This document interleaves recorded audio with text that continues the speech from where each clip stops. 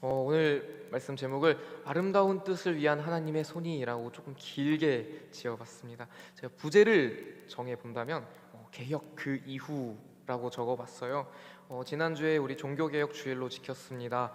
종교개혁은요, 이제 아시다시피 이제 마틴 루터부터 시작된 운동인데 말씀으로 돌아가자는 운동입니다.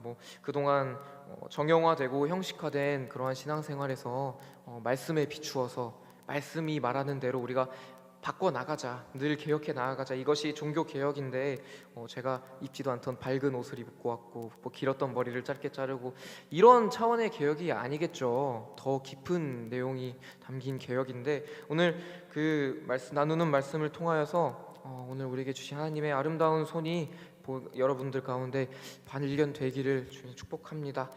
먼저 말씀을 앞서 성전에 대한 이야기를 나눠야 될 것 같아요.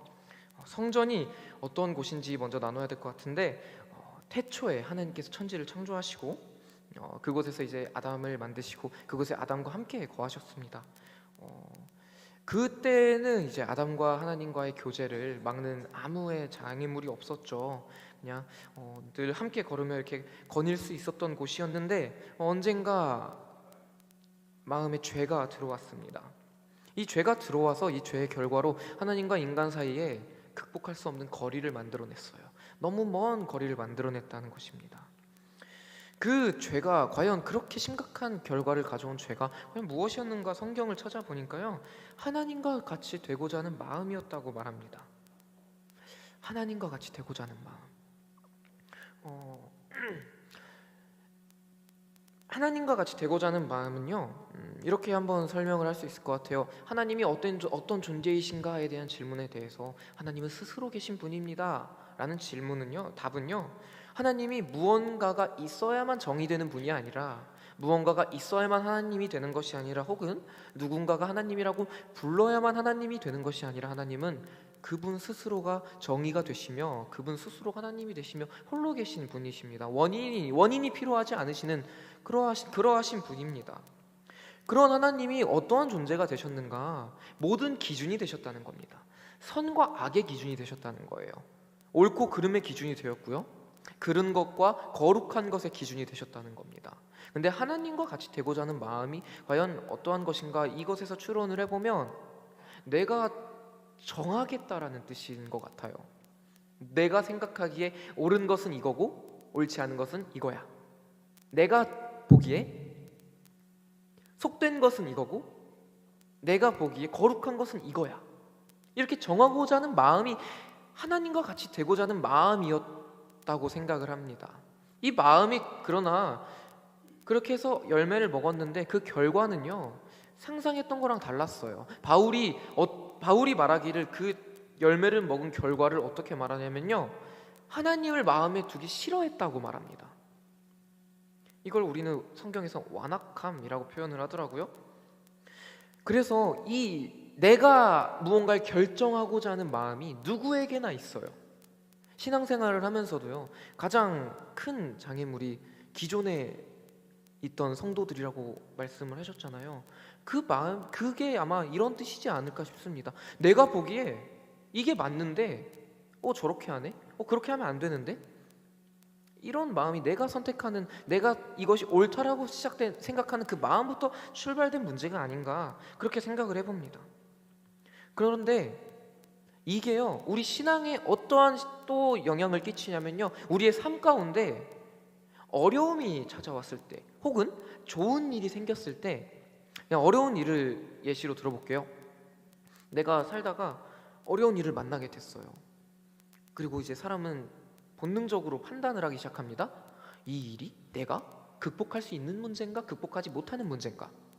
극복할 수 있는 일이라고 판단이 되면요, 그걸 내가 극복하기 위해 무슨 일을 할 수 있을까 찾기 시작합니다.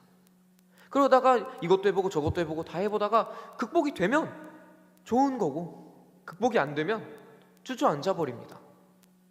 이게 보통의 반응이죠. 그러나 우리 그리스도인들은 다르죠. 문제가 발생하면 하나님한테 나옵니다. 기도하러 옵니다. 하나님한테 이 문제를 주어진 특권, 이 때문에 우리가 이렇게 되는 게 아니라 스스로가 자신의 집이셨다. 그 집은 다윗이 짓는 집이 아니며 백성들은 성전을 짓는 다윗이 아니라 백성들이 성전에 임재하시는 하나님을 바라보지 않고요, 성전을 바라보기 시작했습니다. 이 예배에 담긴 진짜 예배의 주인을 바라보지 않고 형식을 바라보기 시작했어요. 이 성전에서 드려지는 예배와 삶이 분리되기 시작했습니다. 그래서 하나님께서 이스라엘 백성들에게 계속해서 신호를 보내십니다. 성전이 아니라 성전에 임재하신 하나님을 바라봐야 된다. 이렇게 해서 계속해서 하나님은 자기를 바라보기를 원하셨어요.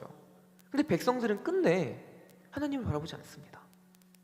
마치 히스기야가 놋뱀을 없애버린 것처럼, 놋뱀이 사람을 살릴 수 있었던 것은, 백성들을 살릴 수 있었던 것은요, 그 놋뱀을 바라본 믿음이 있는 자들에게 임재하신 하나님의 역사가 있었기 때문에 그 놋뱀이 효과가 있었던 거거든요.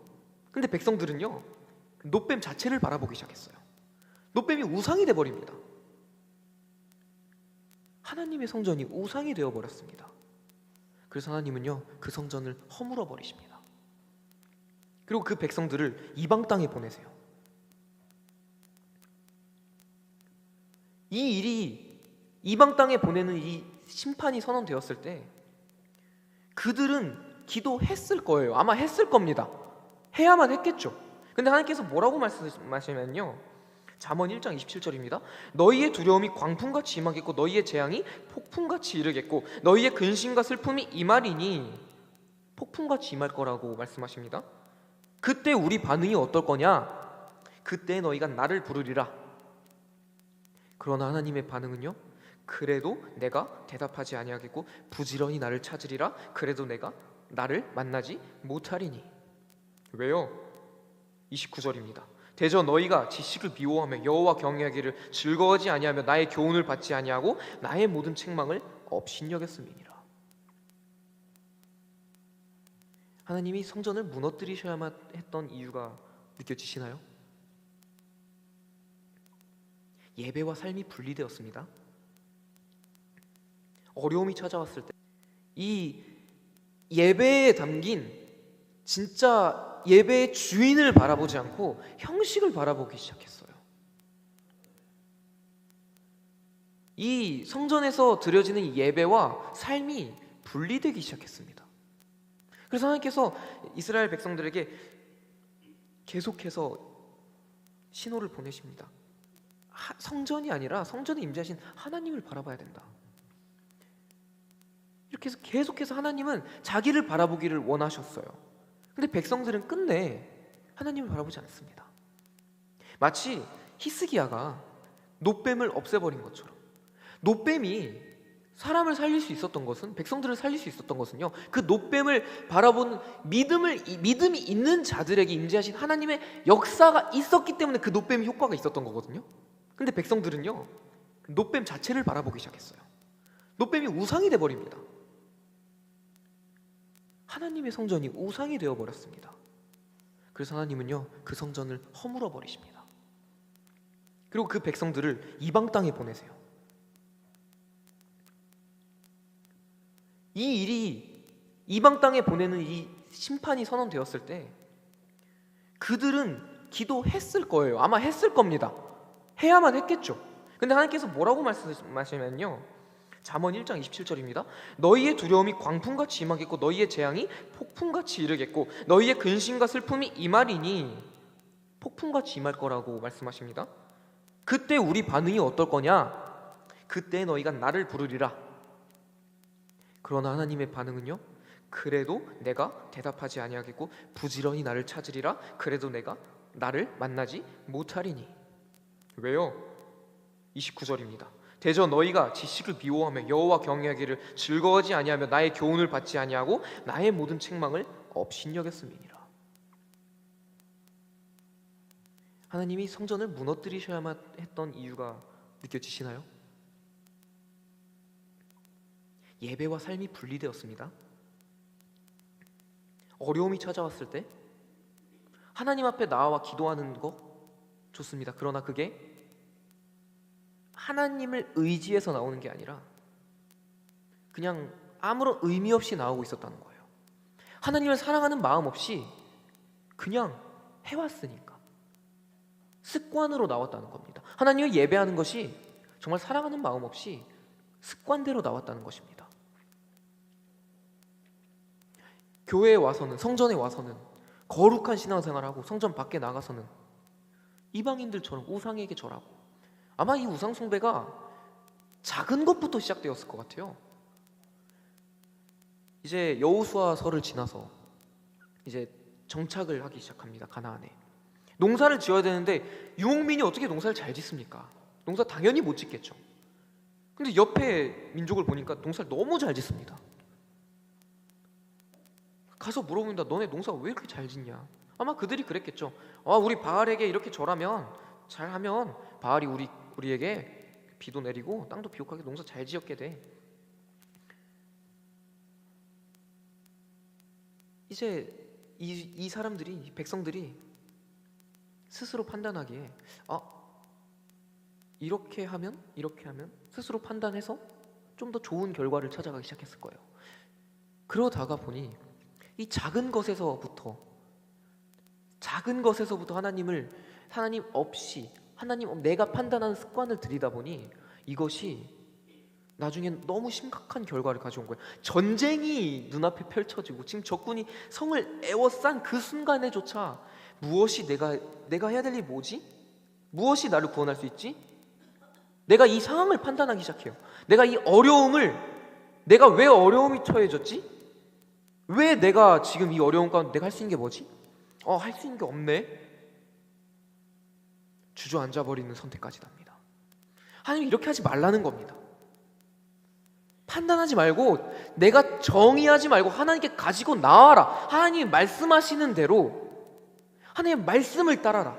이것이 하나님이 원하시는 것이었고, 이것이 우리가 말씀으로 개혁해야 되는 방향이라면, 그곳에서 하나님이 그 성전을 허물어 버리시고 그들을 포로로 땅에 보내셨는데 그 진짜 마음이 무엇이었냐? 예레미야 29장 11절입니다. 여호와의 말씀이니라 너희를 향한 나의 생각을 내가 아나니 평안이요 재앙이 아니니라 너희에게 미래와 희망을 주는 것이니라. 그것이 오히려 그들에게 희망이 된다는 거예요. 왜요? 하나님 입장에선 그렇게 해서라도 그들이, 나의 백성이 나를 쳐다보면, 나를 구하면, 그때에서라도 나를 진심으로 사랑하고 나를 진짜 찾는다면 그것이 그들에게 희망이 되니까, 그들의 생명이 되니까, 그들의 구원이 되니까 하나님은 그렇게 해서라도 그들을 구원하시겠다는 겁니다. 하나님이 성전을 허물고 그들에게 땅을 황폐화시킨 게 그들의 저주가 아니라 그 더 깊은 저희에는 하나님이 그만큼 사랑하셨다는 거예요. 이렇게까지 해서라도 너희가 나에게 돌아오면 그걸 원한다. 내가 나의 생각을 잘 아노니 재앙이 아니다, 평안이다. 그래서 하나님은요, 성전을 다시 세우십니다. 그게 우리가 아는 스룹바벨 성전, 스룹바벨과 예수아가 필두가 되어서 세워진 그 스룹바벨 성전입니다. 그 이야기가 에스라서 1장부터 6장까지 기록이 돼요. 성전이 지어진 게 한 번에 지어진 것도 아닙니다. 공사가 좀 오래오래 진행되고 어려움이 많았어요. 근데 하나님께서 그 성전을 완성하게 하십니다. 그리고 또 우리가 생각하기에 하나님이 그 땅에서 돌아오게 하시고 성전을 다시 짓게 하시고 어려움이 있었으나 결국 완성시키셨다. 얼마나 아름다운 이야기입니까? 6장으로 끝내도 되잖아요. 성전을 완성시키고 그곳에서 봉헌을 드리고 예배를 드리고 유월절을 지킵니다. 참 아름다운 이야기잖아요. 근데 에스라서는 그걸로 끝이 않아요. 이제서야 에스라가 등장합니다. 왜 이제서야 에스라가 등장하는가? 에스라의 등장을 보니까요, 에스라가 어떤 사람이었는가? 이 에스라가 바벨론에서 올라왔으니 그는 이스라엘 하나님 여호와께서 주신 모세의 율법이 익숙한 학자로서, 일단 에스라는 하나님의 말씀을 굉장히 잘 알고 있던 사람입니다. 그리고 그 하나님의 여호와의 도우심을 입음으로 왕에게 구하는 것은 다 받는 자이더니, 왕의 총애를 받는 자였어요. 그 땅에서도 굉장히 유력한 인물이었겠죠. 그 인물이 여호와께서 비전을 주시고 그 예루살렘 땅으로 인도하십니다. 근데 오는 길도 엄청 오래 걸렸다고 합니다. 첫째 날 초하루에 바벨론에서 길을 떠났고 하나님의 선한 손이 도우심을 입어 다섯째 달 초하루에 예루살렘에 이르니라. 하나님의 선한 손이 그 길을 보호하셨습니다. 그리고 이 예레미야가 이스라엘에 도착해서 예루살렘에 도착해서 여호와의 율법과 계명을 지키게 하고 가르치게 하는 일을 혼자 감당하기 힘드니까 거기서도 하나님께서 준비하신 일이 있었어요. 우리 하나님의 선한 손에 도우심을 입고 그들이 이스라엘 선자 레위에 썼을 때도 하나님이 하셨고, 우리가 포로로 쳤던 그 손이 이 말을 한 것도 다 내 결정에 따라 판단되고, 이러한 삶이 계속된다면 감히 말씀드리건대 하나님은 또 성전을 무너뜨리실 겁니다. 그렇게 해서라도 우리가 돌아오길 원하실 것입니다. 우리가 절대 잊지 말아야 될 것은요, 하나님이 언제나 일하고 계시니까 우리는 그 하나님을 믿기만 하면 된다는 겁니다. 모든 고난을요, 내가 범죄해서 하나님께서 돌이키시기 위하여 고난을 주셨다라고 해석을 할 수는 없습니다. 욕과 같이 알 수 없는 이유로 고난이 오기도 합니다. 그래서 고난이 우리의 잘못이라고 말할 수는 없지만, 우리가 이 성전이 세워지고 이 에스라의 외침을 가지고 우리가 삶의 순간마다 어디에서나 하나님의 손이 일하고 계시니까 그 손이 언제나 가장 아름다운 뜻을 위하여, 여호와의 성전을 아름답게 하실 뜻을 위하여 일하고 계시니까 우리는 그 손을 믿고 나아가기만 하면 된다는 거. 이게 우리 마음에 개혁되어야 되는 거 아닐까요? 옷이 개혁되는 거 아니라, 머리가 짧아지는 게 개혁이 아니라, 예배의 순서가 아니라, 그 정도가 아니라 우리가 드려진 예배가 진짜 하나님을 의지하고 믿고 하나님께서 나를 부르신 이 자리를 손을 잊지 말아야 될 것입니다. 인정한다는 뜻이에요. 우리가 공동체 가운데 하나님의 주권대로, 하나님의 다스림대로, 하나님의 통치대로 다스려지는 그러한 교회 공동체 되기를, 하나님 보시기에 아름다운 동산교회가 되기를 주님의 이름으로 축복합니다. 기도하시겠습니다. 하나님 아버지, 오늘 에스라서 말씀을 가지고 에스라가 백성들 앞에서 여호와를 송축하는 그 기도를 가지고 우리가 말씀을 나눴습니다.